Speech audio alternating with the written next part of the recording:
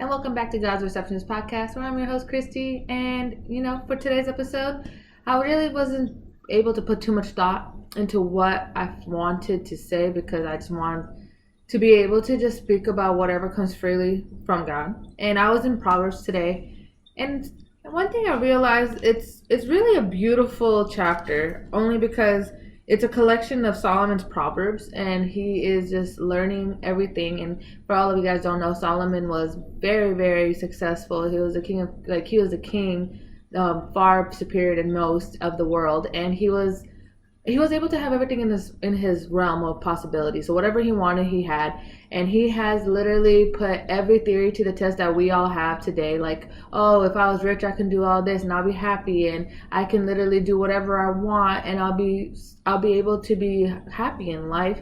And at the end of the day, everything will suffice. And when he was putting this to the test, he was able to create these lovely proverbs that talked about a lot of life lessons that a lot of us don't really put into thought until it's too late. So as I was reading, one of the ones that stuck out to me the most is that, well, I think I actually spoke about this last week, so I'm going to actually go to the next Proverbs. And it says right here, I believe it's verse 12. Proverbs 11, verse 12. Whoever shows contempt of his neighbor lacks sense, but a person who's with understanding keeps silent. And I feel in today's world, we always feel like we have to say something. We always have something to say, or we have to rebuttal, or if something is a trending topic, we have to put a stance to it. But God didn't create us to sit here and continuously be on Twitter or be on any type of social media where we're able to voice our opinions unless it's deemed necessary. And as you go into this chapter, when I was reading this, it was saying that people who lack sense, they condemn their neighbors. Why put your 2 cents into what your neighbors are doing? Like, we're all living lives. I don't think that a lot of us understand that true wisdom comes from keeping our mouth shut. And as I go into Proverbs, let me look into which Proverbs that was, because I remember I was reading it today. I read like 3 pages of the Proverbs. Excuse me. And it talks about, it's in Proverbs 12:23. A shrewd person conceals knowledge, but a foolish heart publicizes stupidity.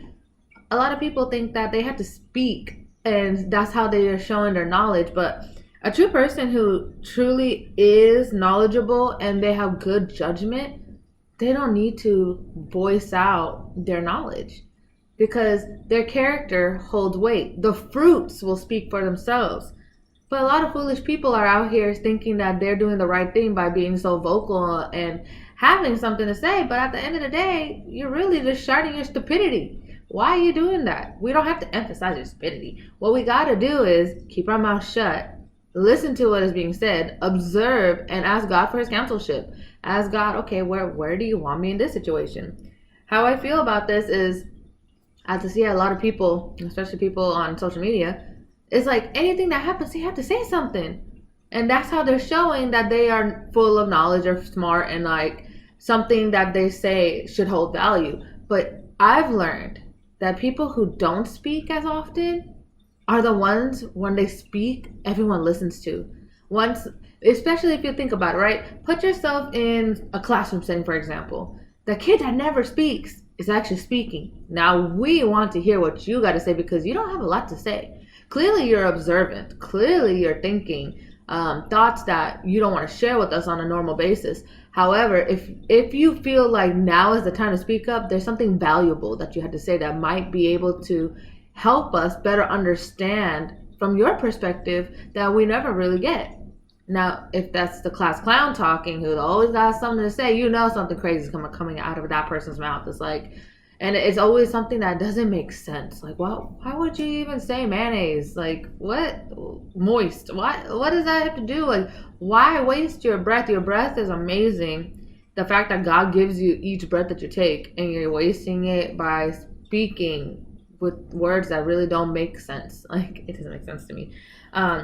So that's what I was thinking. And when I was reading this, it was talking about how a wise son, in chapter 13, verse 1, a wise son responds to his father's discipline, but a mocker doesn't listen to rebuke. And as I was going into this, it was telling, well, I was trying to understand it, and it was saying that God, he wants us, like, he doesn't want us to spare the rod. And he says that in verse 13:24, so it's later on. But he's basically saying to us that the rod is for those who don't really show knowledge, not even knowledge, but they're not whatever you're teaching them, it's not sinking into them. And other than them trying to learn and trying to do the right thing, they're speaking the wrong things, which is leading them on the wrong path.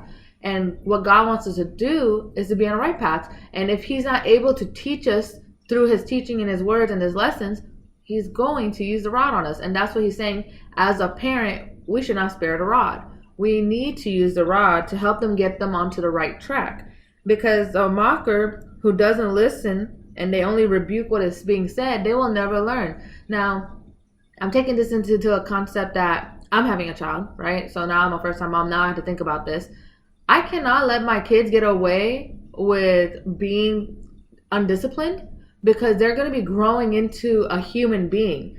And when they become a human being, there's going to be a lot of things that we're not going to like about them, that we're allowing them to get away when they're young. Yeah, it's probably cute when they're 2 or 3, but once they're 14, you can't get away with stuff like that. So I feel, if I never said this before, I'm going to say it again, if I just, that the first 5 years of a child's life is very, very important, because that's when they're soaking up the most knowledge.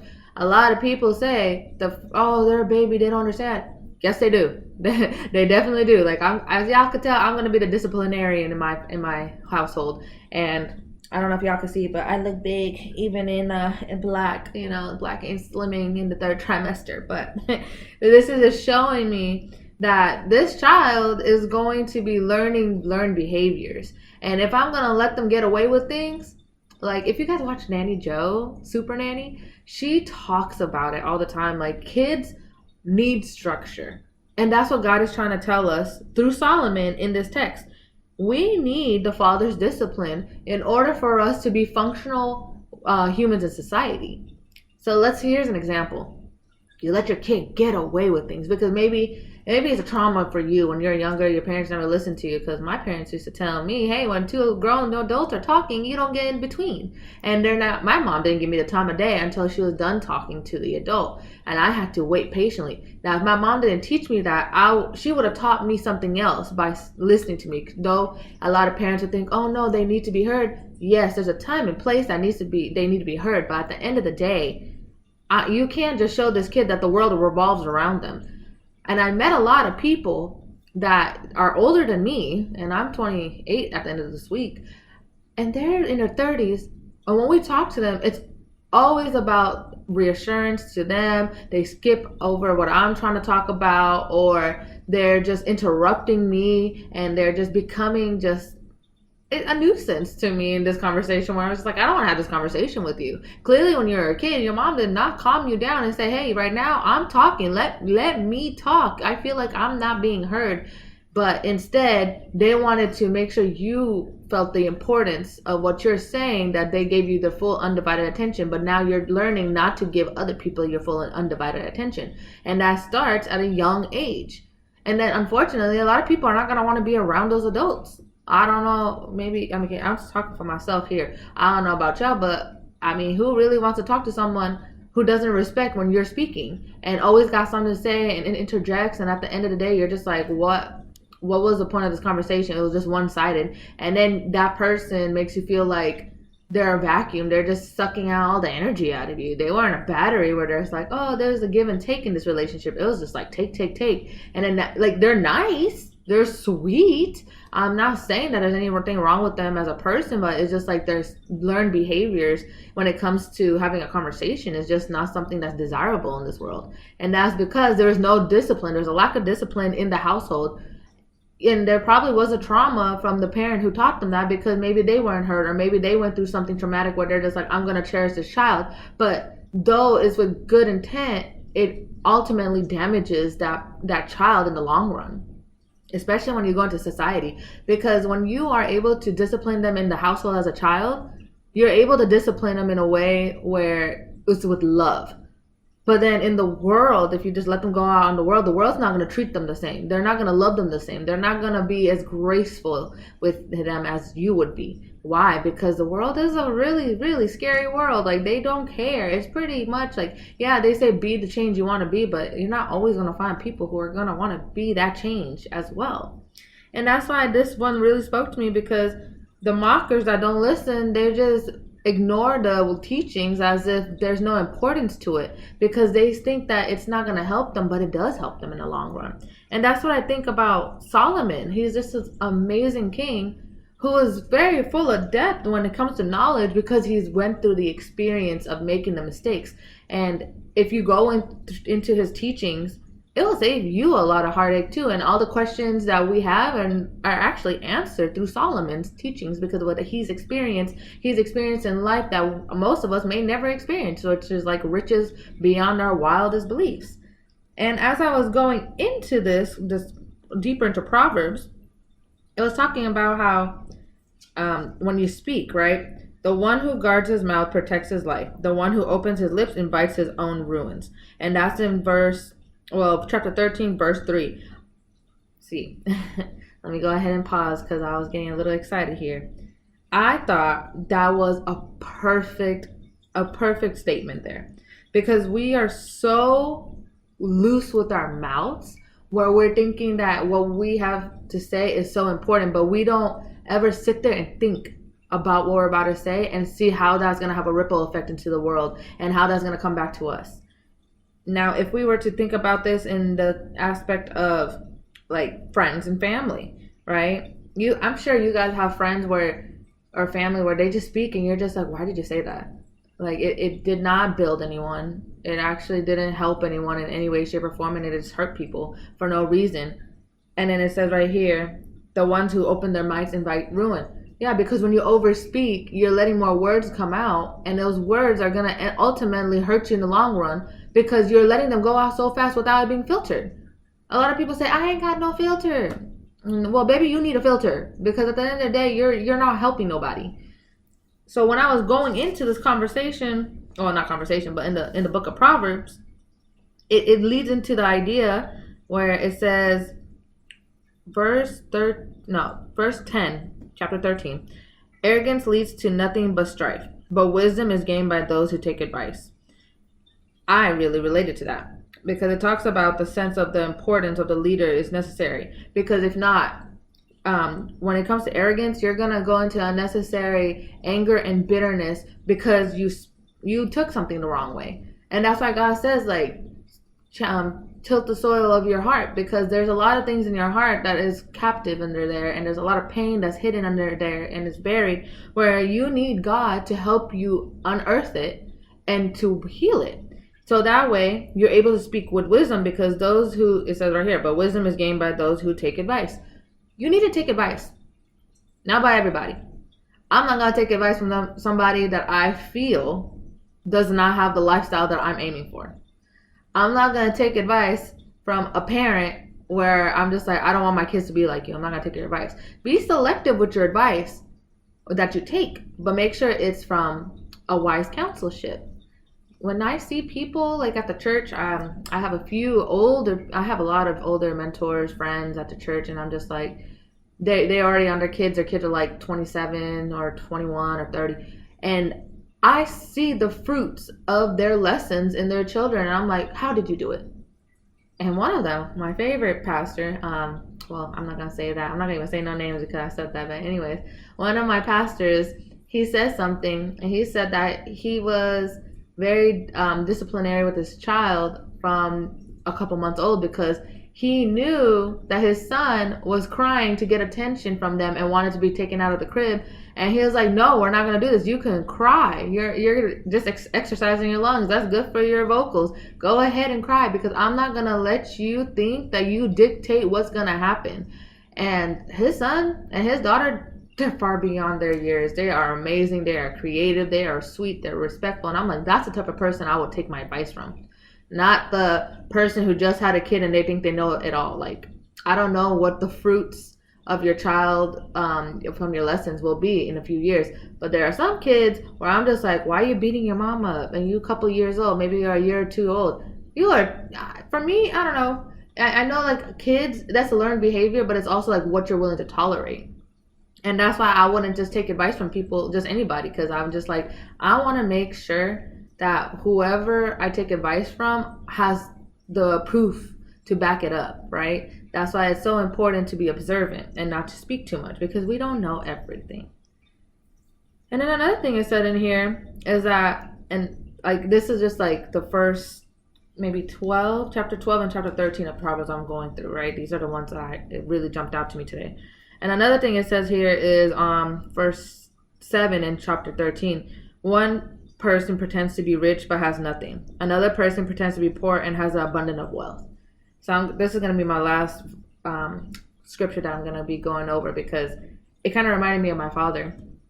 My father used to pretend that he was never rich, right? Like he was like, I don't got money. I was like, Dad, let's go do this, let's go do this. I ain't got no money. And I'm like, really, Dad? Like he's like, we're not gonna go get the flyest car. We're not gonna get the flyest restaurant. We're not gonna be no, absolutely not. We're gonna eat at home. There's for my Indian folks, there's dal bhat at home. Okay, there's chickpeas and soup and rice. That's what we're gonna eat. And that was the way my dad was able to keep his wealth. My dad, everybody knows, looking from the outside in, he got wealth. He had property. He had an apartment complex. He had a home. So, and he had a business. Middle class. Like we were upper middle class. So it's like my dad pretended that he had no money, but that's because that's the way he was able to keep his wealth. His advice to me was always, don't give out money unless you're okay with not seeing it back. And also, if people are asking you for a huge amount of money, ask them a couple questions. Ask them why. Why do you need money? Why don't you have savings? Why can't you get a loan? What's up with your credit? If you can't keep up with your payments there, why would you keep up with your payments with me? So it's like he was always asking me questions like that. He told me to ask questions like that. And he was like, give, but only give within your means. Don't just give free willy, because at the end of the day, then people are going to keep flocking to you for more money. And I was like, okay, so that's something I learned. And then the person who pretends to be rich has nothing. It's true. Like people be pretending they got everything, but then God is going to disrobe you, disrobe you, and you're going to be literally vulnerable to the world, and we're going to all see that you don't have money. You're not going to be able to keep up with all of your luxurious lifestyles. And that's why God says, like, do not pretend that you have it all. Well, I mean, I don't know if God said that. I know that's what Solomon says. Don't pretend that you have it all, because at the end of the day, we're going to see it. We're going to see that you really don't have it all. And in the other sense, pretend that you don't have money. That comes with humility. That comes with humble. Well, it comes with being humble, actually, because then it's like you're not showing off, and that's how you're able to continue your work. Continue your work, and you're able to continue building your wealth. So Solomon had like a few good advices for his. I think this is for his son, if I'm not mistaken. And actually, there's one more verse here that I really want to go over. It says on same chapter, verse 20, the one who walks with the wise will become wise, but a companion of fools will suffer harm. Look, we all gonna have kids one day, or maybe we are just at that point in our lives where we're just trying to change our friend groups.